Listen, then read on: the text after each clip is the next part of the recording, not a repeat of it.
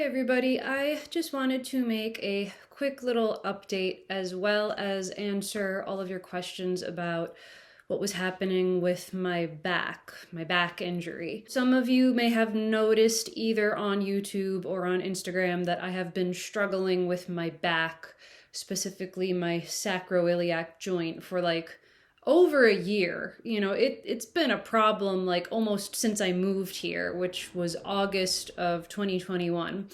And, people always ask questions because they're going through something similar. They have an injury or a pain that they can't seem to figure out. Or people were just wondering why I wasn't posting as many tutorials as frequently. Part of that answer is because the studio is becoming less and less of a studio and becoming more and more of a bedroom. I was all excited that I put up this little twinkly light wall. I thought it was going to be a great backdrop for my videos so that that blue wall was not just glaring into the camera. But my dad put in a heat pump / air conditioner unit right above the bar. I bonk into it constantly. If I'm on point shoes, my head hits it. If my arms are in a third position allongé, my hand hits it. So that's really inconvenient when I'm trying to take classes. Also, Steve basically sleeps here now. And it is not because of marital issues, and even if it was, that's not something I would discuss on the internet. He just snores really loud and farts a lot in his sleep, and it always wakes me up. So he has already been kind of sleeping on the couch most nights, which is not really fair because the couch is not super comfortable. He also has a bad back, so it's been taking a toll on him. But he also started a new job that requires him to wake up really early. So, he deserves to have a proper night's rest and a comfortable bed.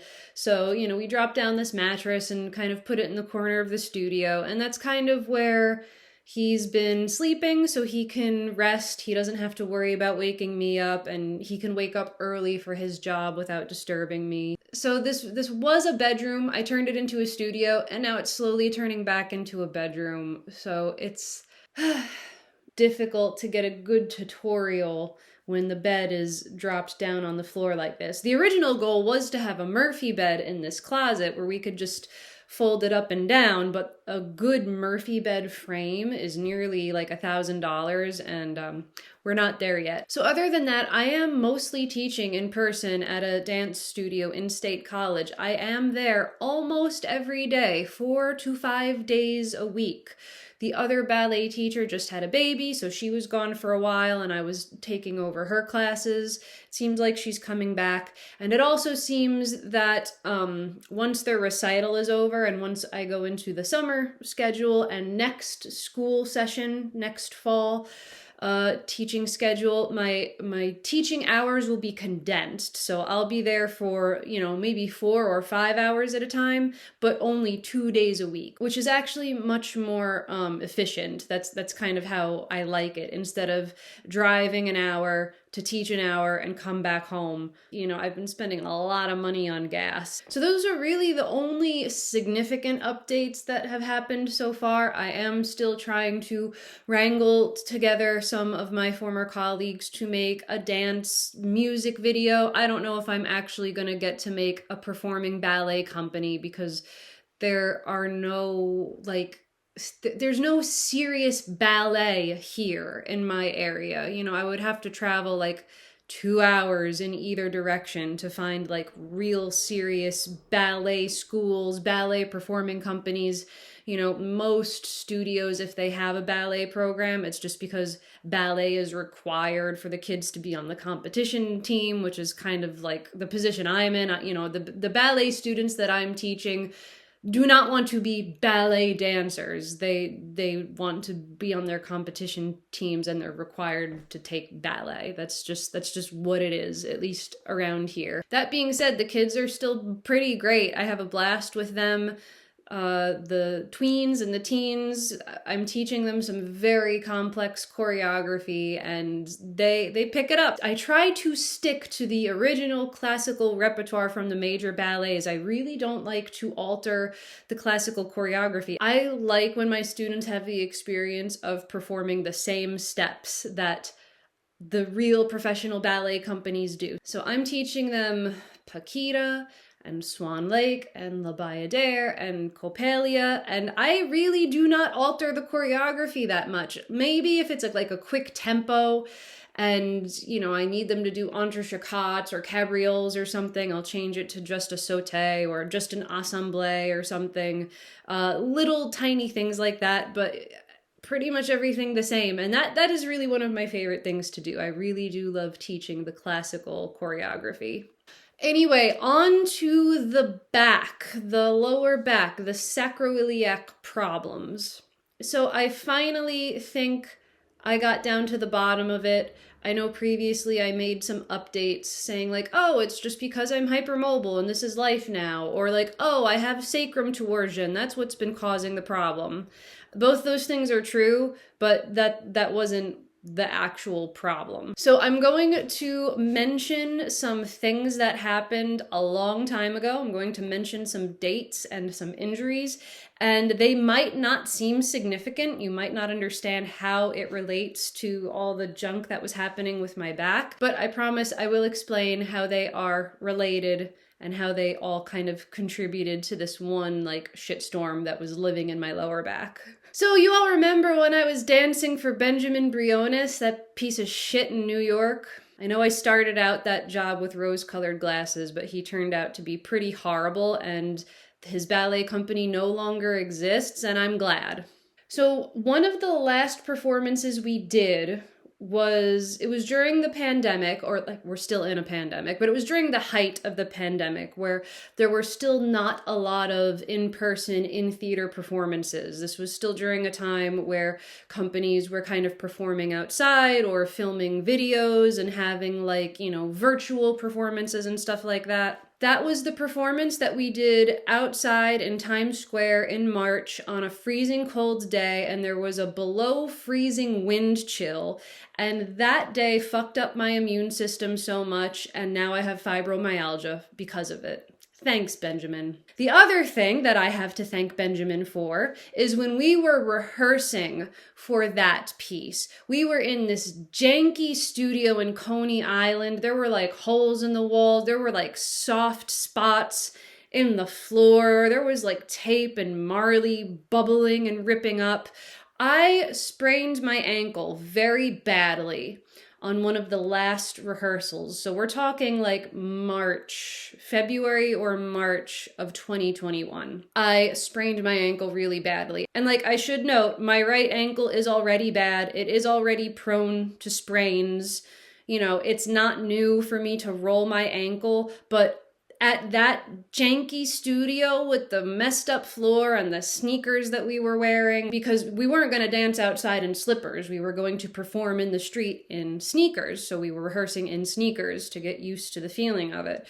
That was a particularly bad sprain. I heard a pop and I remember crying. That's how bad it was. Most of the time when I roll my ankle, you know, it's already so loose and lax from being hypermobile and from having previous sprains. Most of the time when I roll my ankle, I'm like, oh yeah, I rolled my ankle again. Stupid. I'll just wrap it up or put it in an ankle brace. And, you know, like it's usually not a big deal. It's annoying, but like most ankle sprains and ankle rolls for me are like, oh, okay, what else is new? My body is like, this again? Okay. But in that studio and that choreography and those shoes, it was bad. It popped. And I think that might have been the final blow. Like my ankle is permanently like partially dislocated. It subluxes. All I have to do is push on my heel and you see the joint come apart. The ligament is permanently torn. My left ankle does not do that. The right ankle is like barely holding on by a thread. And I did try to seek some kind of like surgery that could help stabilize it. There is something called an internal brace that they can put around that talofibular ligament that I don't have anymore. But surgeons don't want to do that because, number one, I'm hypermobile.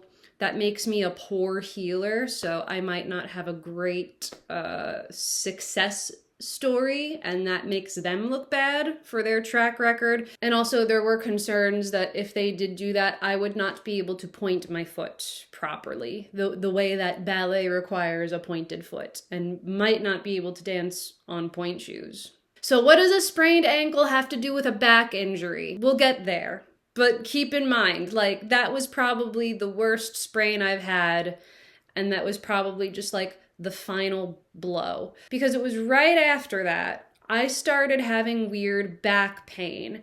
And I remember this because in that rehearsal where I sprained my ankle, I had just gotten some X-ray results on my back. I was not having back problems at the time, but I went to see a rheumatologist. I went to see somebody to see if I actually had Ehlers-Danlos syndrome because I'm so hypermobile and I have all the loosey-goosey joints. So I was seeking like a real diagnosis at the time. Am I just hypermobile? Is it hypermobility spectrum disorder? Is it Ehlers-Danlos syndrome? I was seeking those answers in early 2021. And the doctor that I saw discovered that I had 3 bifid processes in my spine. So 3 of my spine vertebra, you know how you can like go down somebody's spine and you feel bump, bump, bump, bump, bump. 3 of mine actually have like 2 bumps instead of just 1 bump. 3 of my vertebra kind of split into 2. Like, I knew I had this, but I thought it was normal. I thought everybody's back did that. So just for curiosity's sake, she took an X-ray. She just wanted to see what those little bumps were doing. And there was nothing really remarkable about my back other than I already had some degenerative disc disease between L5 and S1. And I remember looking at those results, like the results were emailed to me as I was at that rehearsal where I sprained my ankle. And I remember looking at it being like degenerative disc disease between L5 and S1, but my back is great. My back feels fine. I don't have any back problems. So like, at that point, my back was fine. Never had any back problems. Like, I remember having those thoughts at that rehearsal. What? My back is fine. I don't have back problems. It must be the normal amount of, like, wear and tear that people get on their discs, you know, over time, especially me being all bendy and doing stuff for ballet. I was like, it must be just the normal amount of, it said mild, you know, it was a mild degenerative disc disease. Okay, whatever. And then I kind of just ignored it.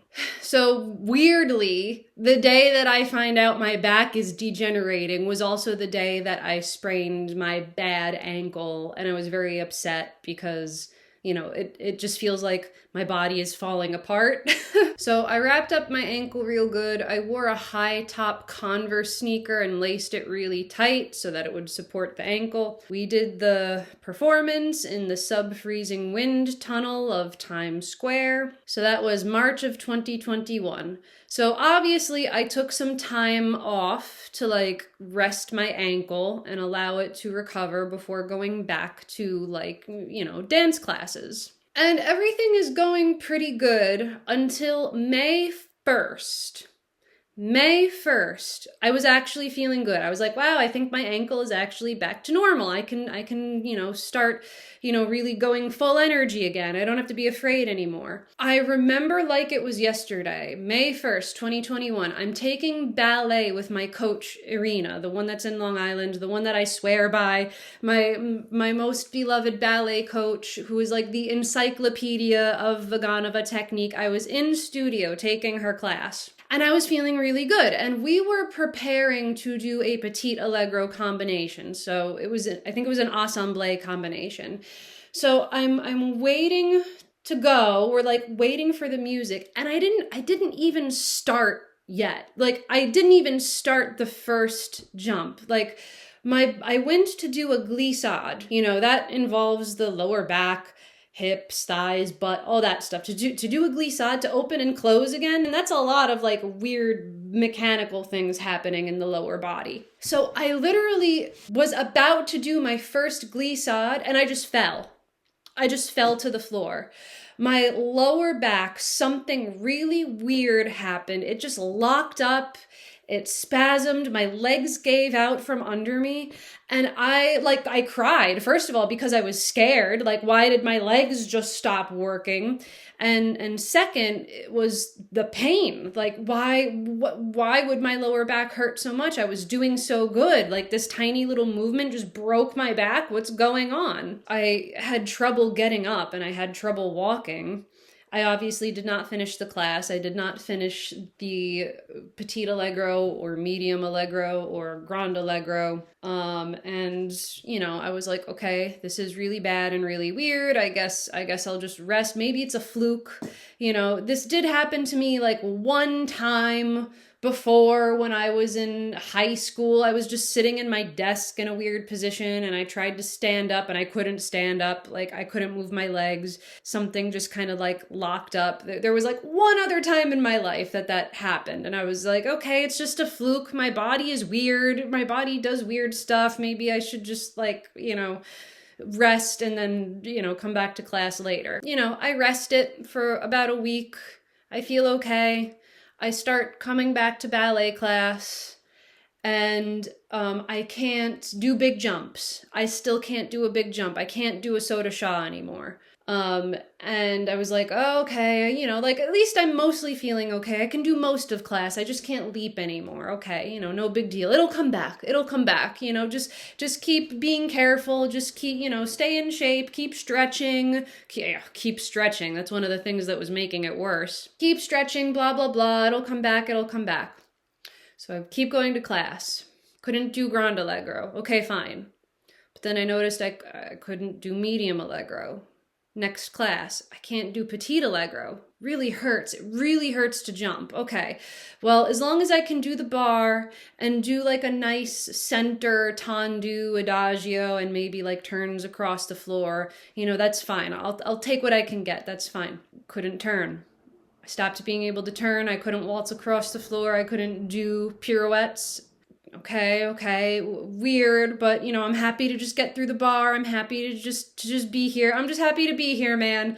And then couldn't do grand battements at the bar. It started getting so bad I could not complete the bar. I could not lift my leg above 45 degrees to the back. It just kept getting worse. My left side especially, my left arabesque was gone. Right arabesque was also disappearing slowly, which was so depressing because for most of my life, my trademark was my arabesque. I always had such a great back, such a nice arabesque. Arabesque is in my email address because that's how much it is a part of my identity. Like Victoria is arabesque. Like arabesque was always like my thing, and now I'm losing my arabesque. So now I can only do the bar up to Grand Battement. Oh, and also while this is all getting worse, we're preparing to move to Pennsylvania. So we moved out of our Queens apartment. So during all of this, we're like boxing stuff up. We're starting to take things to the Pennsylvania house in small bits. Lifting stuff isn't really helping. My husband also has a bad back because he herniated a disc shoveling snow. So we're just like two handicapped, broken back people trying to lift boxes and move furniture. So dancing less and less. Not a lot of dancing happening at all between like June, July, August. It's a big transition period. Even after moving in and settling in and having the studio all nice, like, it's still bad. My back is still bad. There are videos of me, like, trying to do a fondue combination at this bar with or without a back brace. You'll see, even in YouTube videos, there are videos of me wearing a back brace. I'm trying to do a tutorial, but I can barely move because my back is so bad. I'm trying every once in a while to dance without the back brace. How's this? I feel wobbly. I feel unstable. I can't figure out what's going on. But then it was also like, okay, Victoria, time to get a job. I have to get a job.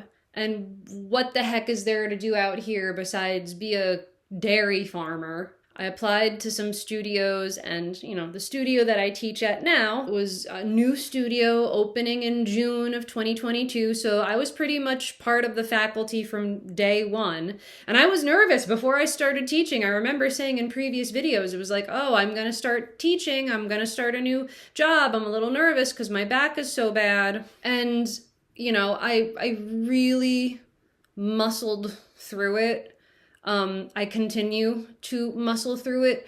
That studio is my primary source of income, so I do put all of my energy there first. Like, that takes priority over my YouTube tutorials, over anything else. But, I have to demonstrate a lot of things because I have some beginners, whether it's adult beginners or younger kids that just don't know how to do things without demonstration. I have to demonstrate a lot of things. Sometimes I'm demonstrating everything. So it's almost like 3 classes in a row back to back, and I'm doing everything with them. So I'm trying to, and it's so painful. And it's getting to the point where when I am home, even when I'm not working, it's getting to the point where I'm at home and I cannot stand up from a chair. I cannot push myself up to a kneeling position after laying down flat on my belly. I can't, sitting on the toilet is painful. Sitting in my regular kitchen chair to eat dinner is painful. Laying in bed was painful. I couldn't lay flat on my back because it felt like the ball and socket joint of my femur was sinking into my back. I couldn't lay on my stomach because it felt like it was arching my back too much, and that was painful. I couldn't roll over in bed, rolling over in bed, flipping one hip over the other. I couldn't bend to load or unload the dishwasher. I couldn't bend to push the vacuum cleaner or push the sweeper. So I started seeing a massage therapist. His name is Tony. He's the best thing that has ever happened to my body, although it was not immediate relief. I want to say it took maybe 6 sessions until he started really learning my body and was really able to start undoing a lot of the problems that I have. And the first few massages, he did his best, but we weren't even really 100% sure what we were looking for. And also his style is way different than any other massage therapist I have seen before. It used to be my massage therapist back in New York, when I went to her and was like, my back hurts, she would work on the back. Oh, your back hurts? Let me rub your back. Tony, this guy that I'm seeing now, he approaches it as a whole body. He has a very clinical perspective. He knows that everything is attached to everything. So just because my back is giving me problems, it doesn't necessarily mean it started in the back. It could be the body compensating for something else. So, I'm only seeing him once or twice a month. I can't afford to go weekly. So it's once or twice a month. And, I'm getting discouraged that things aren't getting better. There are days where I just start crying because I'm so tired of being in pain. And I think that this is going to be forever. I'm not going to be able to just bend and sit and stand and do normal things without being in pain. So I go down my research rabbit hole, as I usually do. What are the symptoms of sacroiliac joint dysfunction? What are the symptoms of sacroiliac joint instability? What are the symptoms of sacrum torsion? Which it turns out I did have, but that was kind of secondary to the original problem. It might have been just because my body was tugging and twisting and gripping. So I did have sacrum torsion, and my massage therapist was able to fix that in one appointment, and I did feel a lot of relief, but still not total relief. So again, rabbit hole. Every week I have a new diagnosis. Every time I see Tony, I have a new theory. It's I think it's torsion. It was. And then the next time I come back, I was it's sprained. My sacroiliac joint is sprained. And there is a single YouTube video that I found that was confirmed in my brain 100% it was sprained. The video was actually by a chiropractor. I've never gone to a chiropractor. I'm very wary of going to a chiropractor because they do some high force adjustments, and that is not good for somebody that is hypermobile like me. So that's why I prefer massage therapy over chiropractors. But this video, he was describing a patient that sounded like me. His patient was a dancer, and she was doing this thing, and then her back got so bad. She couldn't sit, she couldn't stand, she wasn't having any success, and doctors couldn't find anything. And I can link the video. I'll link the video below. This was me 100%. And this chiropractor mentioned a couple of things. He said, if it is sprained and you are doing shearing motions, which is ballet, basically everything in ballet is a shearing motion. Any movement where your legs are apart, a dégagé, a grand battement, a développé, anything where the legs are apart, like a split, like one leg in front, one leg in back, that is a shearing motion. That makes it worse. And what have I been doing all this time? Powering through ballet classes and making it worse, keeping it sprained, keeping it in a perpetual state of being sprained. I was also doing all these dumb stretches at home, thinking that I was stretching tight muscles, but I was actually just re-spraining and re-stretching the ligaments. It was already so loose and unstable, and here I am trying to decompress my spine. I'm hanging off of things, I'm hanging over things and bending my back in weird ways, trying to stretch it. That was making it worse all that time. And this guy also said that a regular lumbar back brace will not help. It might help in the short term to help it feel stabilized, but then other muscles become weaker and become dependent on it. And you also can't really wear it low enough to stabilize the sacroiliac joint. A lumbar back brace sits a little higher. So in his video, he recommended this belt called the Cirola sacroiliac joint belt. You wear it lower around your hips, and it really does help. It really does stabilize the joint. He also recommended a supplement called Ligaplex, which in my enthusiasm, I bought right away. But then, of course, once it arrived, I realized this is not vegan. And also, all it really is like a toxic dose of manganese. Is probably okay for most people to take because, not all of it is bioavailable. We probably pee out most of it, or we don't absorb most of it. But super high doses of manganese can cause manganese toxicity, and those symptoms are uncontrollable shakes, muscle tremors, weakness. You won't be able to grab things. Parts of your body might go numb or limp. Forget back pain. You won't be able to function. And it's also more common to get manganese toxicity if you have low iron. So I have low iron. I'm mostly anemic. I take iron supplements, but my body still just doesn't absorb it the way it's supposed to. So, I started out a couple days taking that Ligaplex supplement as suggested, but then once I did my research, I was like, maybe not. Maybe just one capsule every once in a while. So I don't know whether or not that actually helped. But the brace, the belt, the Cirola belt really did help. I did have to wear it almost 24/7 for the first couple of weeks. And it really did keep things together. So those ligaments, there was compression and support finally. So those ligaments were actually able to heal in a nice normal state rather than being all loosey-goosey all the time. So it wasn't an overnight fix. It wasn't overnight relief. It did take a couple of weeks of wearing it almost constantly and wearing it while I was teaching, which was really annoying because it does kind of restrict movement. I wasn't able to, put my leg back as high. Not that it was going very high to begin with since this injury, but it restricted movement a little bit. But that might be for the better because that means I'm less likely to re-injure it. And now, finally, we have the real answer.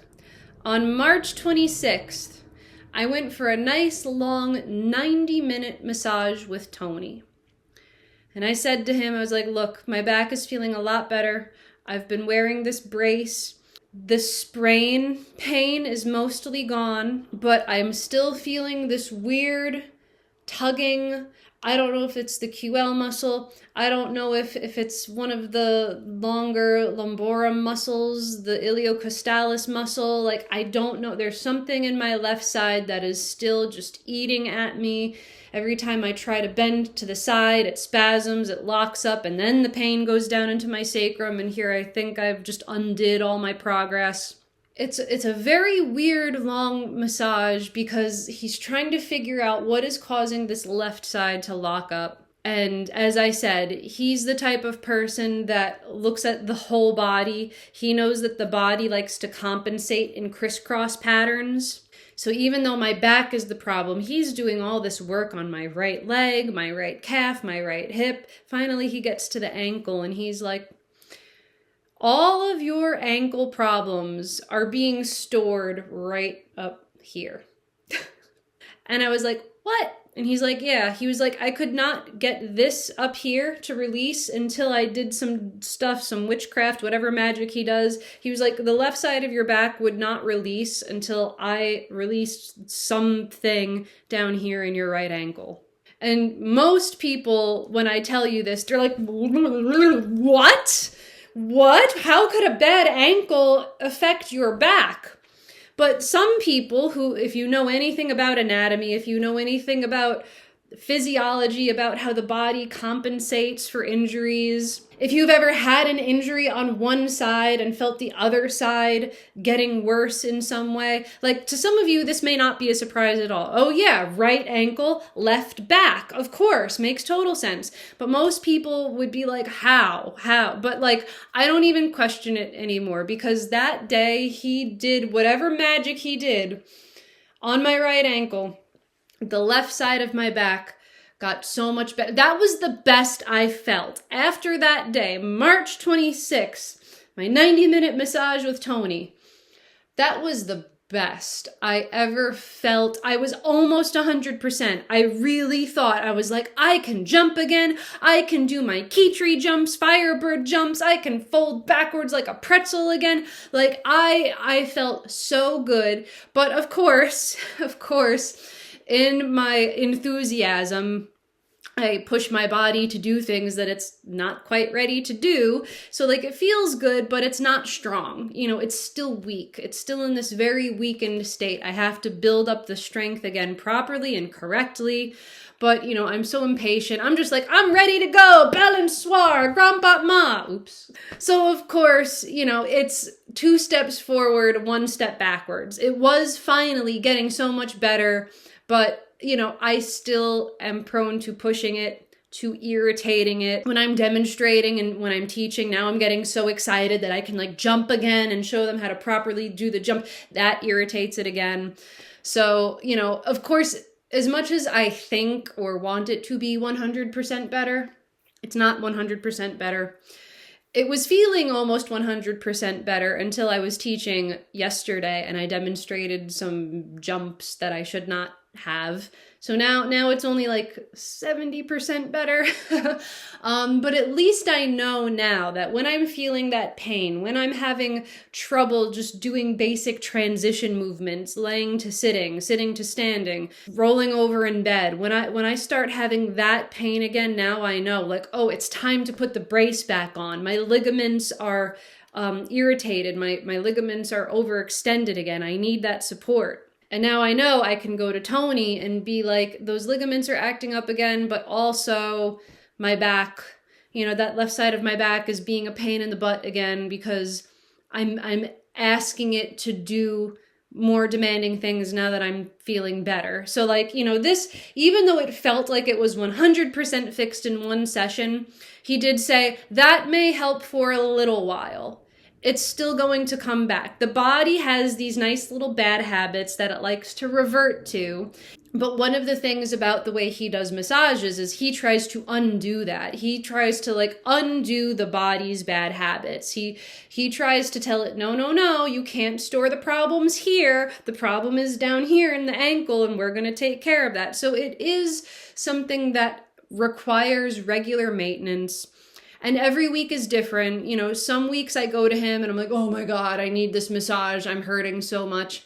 And other times I go to him, like I book very far in advance because he books up very quickly. He's like the best massage therapist in all of State College area. So he books up very quickly. So I will book 2 weeks in advance, not knowing how I will feel, but I'd rather see him and not need it than not see him and need it. So, I book the appointment and I go to it no matter what. But, as I said, some weeks are better than others. There have been a couple of times where I go to him and I'm like, I'm actually feeling okay, but I'd still rather see you than not see you. So maybe just regular maintenance.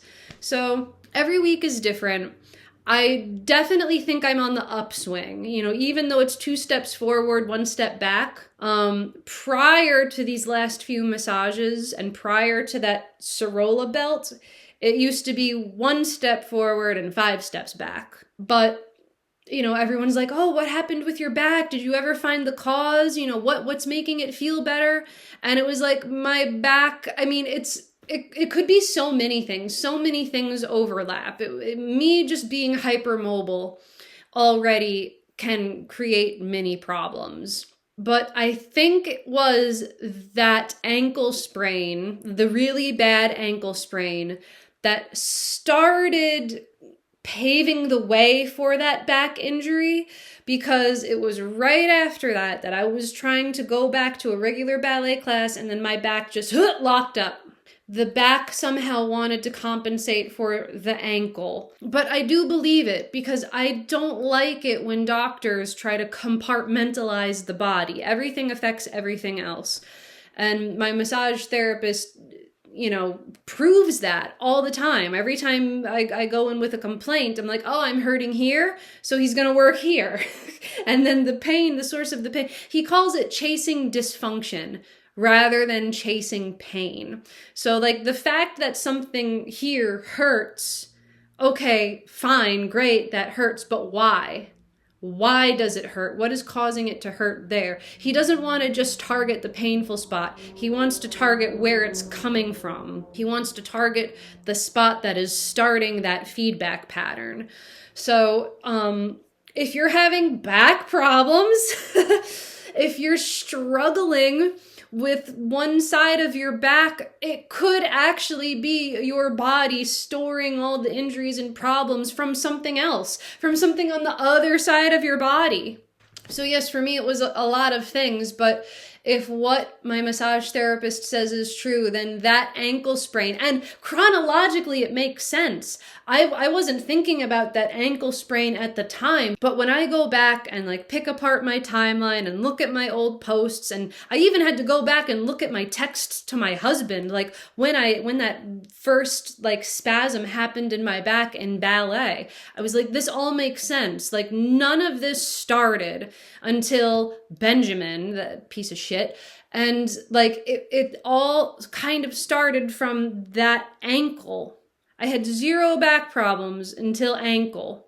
And that is my update. I do still want to make tutorials. Hey, I do even want to bring back Salty Sunday, but I feel like we're always in some weird state of transition. I like Salty Sundays, but now Sunday is one of the only days I'll have to spend with my husband because he works Monday through Friday. I work Monday through Thursday and some Saturdays. So it's Sunday is really our only day to be together. So maybe Salty Sunday won't be on a Sunday anymore. I don't know. So we will see. Until next time, thank you so much to the people that have been sticking around with me since the beginning. And also thank you and welcome to the newcomers. I've noticed a little uptick in new people that are just seeing some of my videos for the first time. I appreciate all of your feedback, especially that really, really old pas de bourrée video, that first video that is so old. It's still a good video because it helps people understand, but I keep thinking I think it's time to revisit pas de bourrée, a slightly better quality, maybe teach how to reverse it, maybe go through all the permutations. It doesn't have to be coup de pied, it could be up to passe, it could be no coup de pied at all. There's a lot of maybe dessous while we're at it, who knows. So thank you so much for watching and stay salty.